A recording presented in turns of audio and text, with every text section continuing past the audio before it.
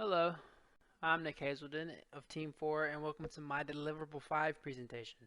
Today I will be discussing the testing procedures I use to test my portion of our medical record software DoChart, as well as showing off my database a little bit.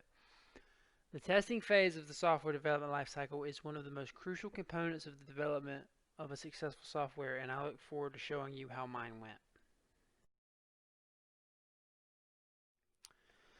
Out of the 5 common testing procedures utilized in software development, I felt that there were only 2 of which that suited DoChart's needs, well, at least my portion of DoChart's needs.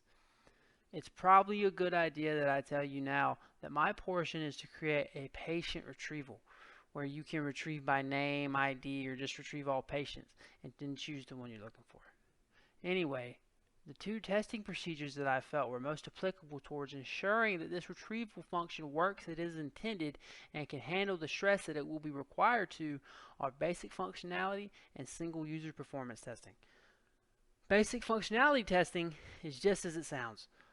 It tests that the code is functional on its most basic level. The basic functionality testing procedure makes sure that the buttons do what they're supposed to do and that any data displayed is the data that is intended to be displayed.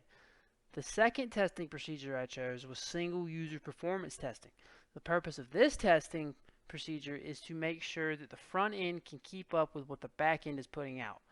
You perform single user performance testing when you want to get rid of any potential bottlenecks that the user controlled section of the application could be imposing on the rest of it.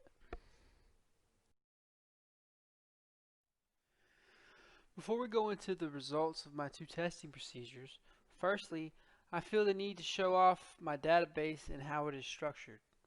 Firstly, it is an SQL database and it is named after our overall system, and that is obviously DoChart.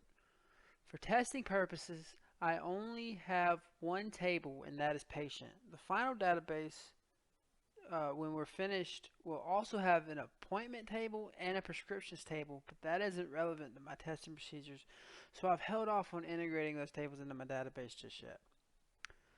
As you can see by the screenshot on this slide, my patient table consists of 5 columns: patient ID, L name, which is last name, M initial, which is middle initial, F name, which is first name obviously, and birth date.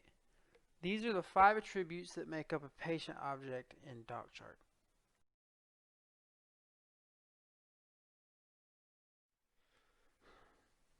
In order to connect my database to the DoChart source code, I use my database connection object called server.php.